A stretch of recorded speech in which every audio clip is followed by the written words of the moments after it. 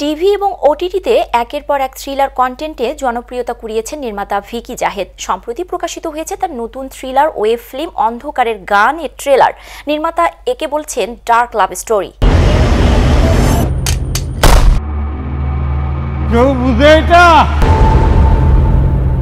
অন্ধকারের গানের কাস্টিংয়ে বৈচিত্র্য লক্ষ্য করা গেছে। এতে প্রথমবারের মতো এই নির্মাতার নির্দেশনায় দেখা যাবে শক্তিমান অভিনেতা মোশাররফ করিমকে।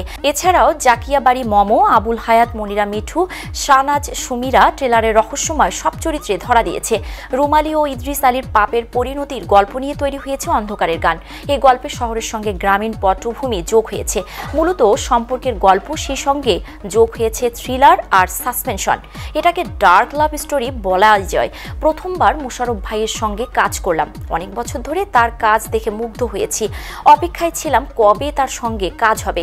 অবশেষে অন্ধকারের গানে সেই অপেক্ষা শেষ হলো। ওটিটি প্ল্যাটফর্ম বিঞ্জে মুক্তি পাবে অন্ধকারের গান। নির্মাতা জানান, চলতি মাসের শেষ দিকে ওয়েব ফিল্মটি মুক্তি পেতে পারে।